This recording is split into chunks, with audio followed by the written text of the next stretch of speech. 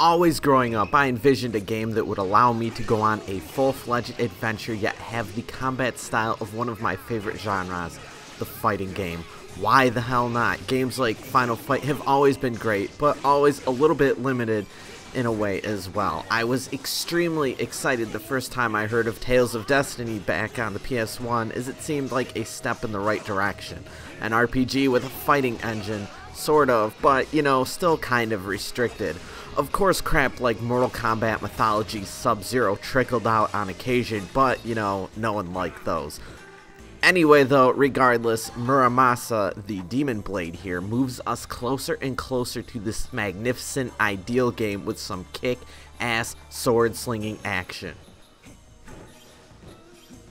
Muramasa is the successor to Odin Sphere, which hit the PS2 a few years back, which is said to be a successor to the Japanese-only Saturn game called Princess Crown, which dropped way back in 1997. Unfortunately, I haven't played either of these games, so I can't give a first-hand recount on the evolution of these games, although popular word has it that Muramasa plays like a smoothed-out version of Odin Sphere. That makes a lot of sense too, as Muramasa has a great, smooth control scheme.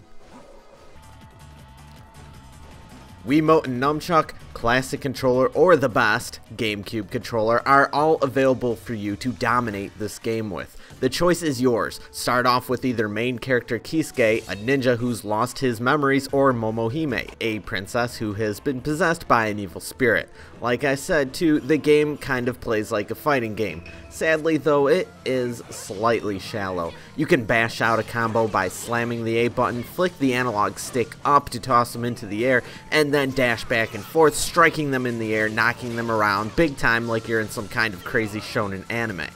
It looks great, feels awesome, and is pretty damn cool while still being kind of easy as well.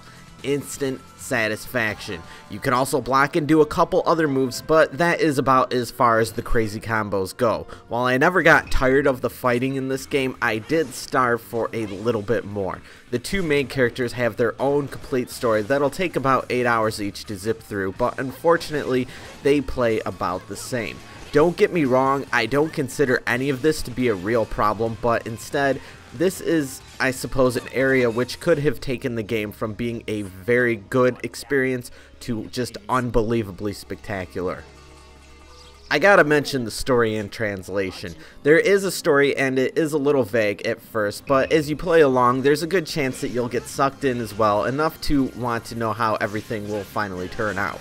Yes, there are multiple endings that you must complete additional tasks for, and I did find myself curious enough to carry them out. There are barriers though to enjoying this story. First, the game is very Japanese. What the hell are fox spirits? If you haven't been keeping up on all the bad anime that's out there, the pure concept might confuse you a little, at least at first. Because pretty much the game assumes that you've grown up around this kind of stuff, figures that you have a basic Japanese schoolchild cartoon level familiarity with Buddhism and mythology, and the game just doesn't go out of its way to explain these things or the themes to you.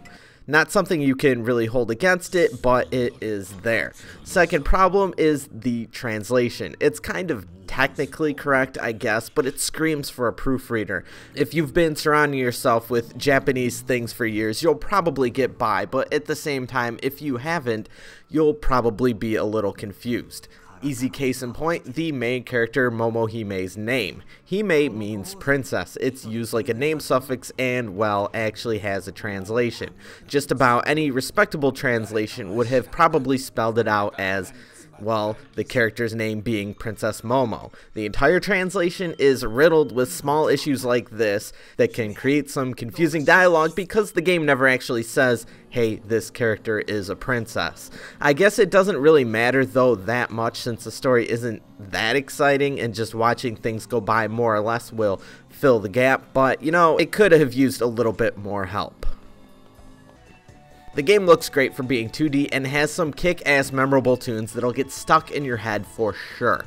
As you can probably see, there's a map system which takes you from area to area, which is somewhat reminiscent of a Metroidvania game, although there's not much exploring. This is perfectly okay though, as exploring is not exactly the point. Muramasa is all about the fighting, the atmosphere, and the joy of wandering into a new area without ever actually getting lost. Muramasa has got some cool stuff to play around with. Finding and forging new weapons is fun and provides just the right amount of downtime between exciting battles without being too overly complex. There's also a cooking system, although that never really did too much for me. Once you finish the game, there are quite a few optional battles and bosses that are also just a ton of fun to slay the hell out of. The bosses in this game are great. Perhaps if they weren't there, I would have come to find the regular battles too monotonous, but these gigantic, crazy, and creatively designed enemies always are just around the next corner, and it is always an exciting build-up to make your way to them. The art is just spectacular, and to skillfully destroy these guys, it does take patience and cleverness. I just cannot say enough about these bosses.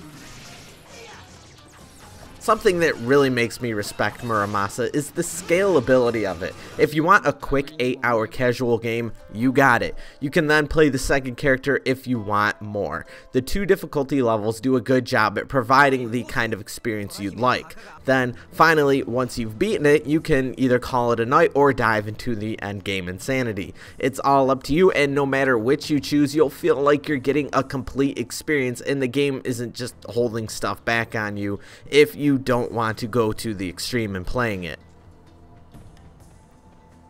Muramasa is very fun. What holds the game back from being perfect though, a tad bit more depth to the fighting system would have been nice. Having to start over from scratch when going for the second character's playthrough, while pretty much necessary for the proper experience the creators were trying to convey, can feel slightly tedious at first. I first played the game through as Momohime, and then when I went over to Kisuke, I was looking forward to flying through his story as quickly as possible just to retake control of Momohime once again and further explore her own story with the multiple endings. Yes, Kisuke's story did provide great new bosses and some new locations, but at the same time I kind of felt like I just wanted to get on with it. I was still having fun, but you know, I just wanted to continue to explore new ground.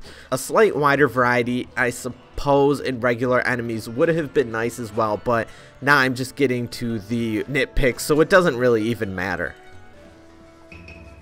All in all, there's really not that much to dislike about Muramasa. It's kind of a shame the translation is so wonky, but it can be dealt with. All in all, I am very glad that I played this game, and it is probably one of my favorite Wii games of this year. Muramasa, the Demon Blade for the Nintendo Wii receives an 8 out of 10.